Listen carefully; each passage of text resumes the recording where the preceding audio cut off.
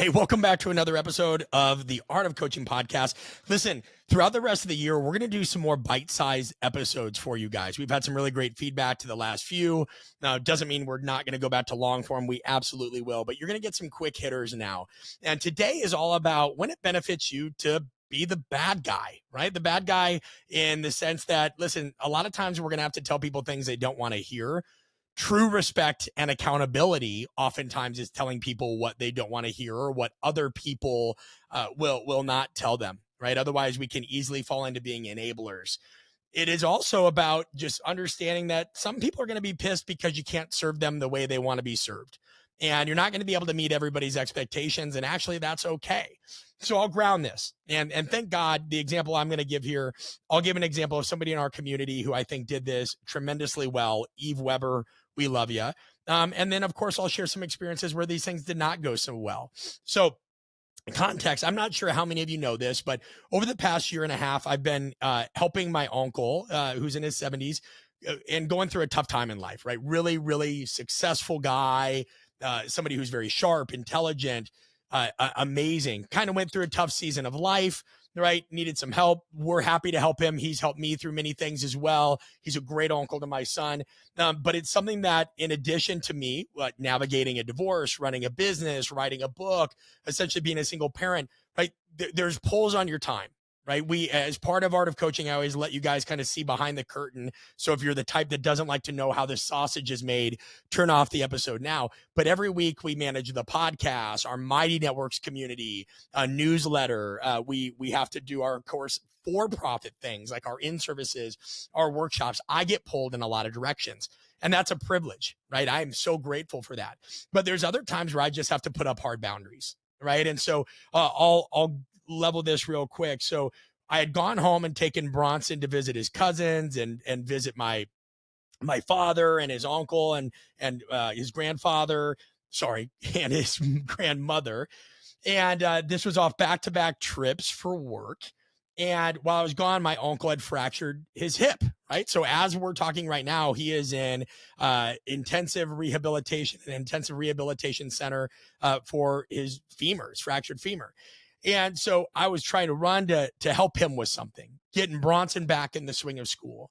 We're about to go do a big in-service in a little less than a week.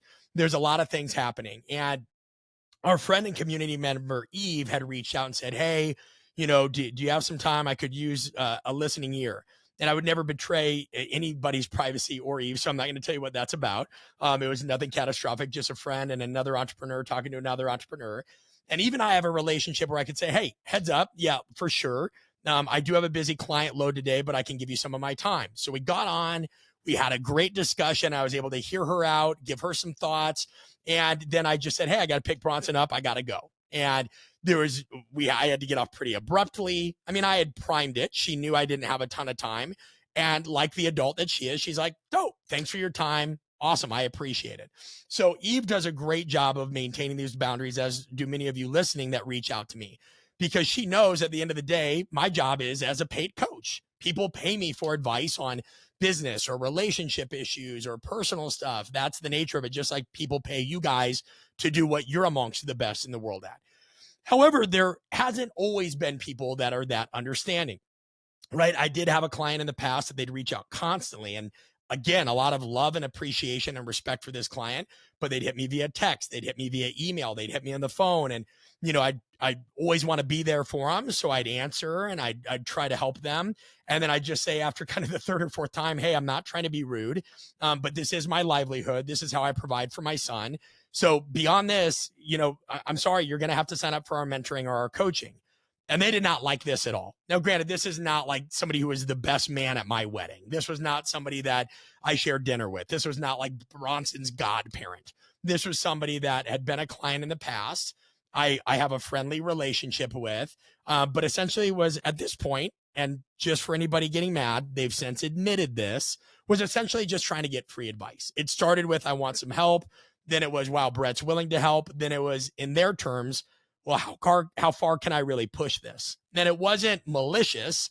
It was, they were going through a tough financial time and felt like they couldn't invest, but they didn't really see it from my perspective at the time.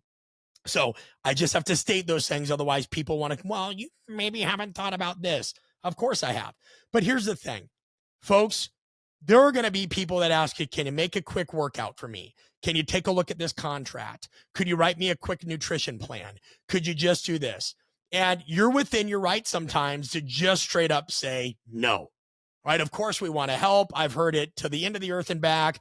Well, if you're in it for the right reasons, it wouldn't be about the money. And as I've said, nobody can go to their bank and say, hey, sorry, I can't pay my mortgage. But guess what? I'm in it for the right reasons. You can't go to a restaurant and eat food and be like, don't want to pay for my meal. But guess what? For me, I'm in it for the right reasons. We're adults here. We're professionals. You need to set limits because givers need to set limits because takers rarely do. Givers need to set limits because takers rarely do. Absolutely be there for people. Absolutely stick out your neck for people. Absolutely let people know that you are there to help them through tough times. Be a listening ear, be a friend, but you've got to put boundaries on that. So if you have somebody in your life that has maybe overstepped boundaries or they've taken advantage of a situation, whether they know that or not, just start and say, hey, you know, I respect you. I'm not trying to use any kind of cliche sandwich technique, but this is what I do for a living. It does take a large percentage of my time. So after this, I'm afraid that anything beyond this is going to have to be something where, it's charged or that we work out some kind of payment for my services. And guess what? The people that really respect you and what you do would say, of course, no problem. I get it. The people that don't respect you are going to turn it on you and be like, are you kidding? You know how many times I did this, I did that, I mean, it's amazing the lengths people will go to use guilt and shame, and they'll project and they'll deflect because they just don't want to take accountability for their own shit. And this happens all the time. It happens and the way people will try to do it is lascivious.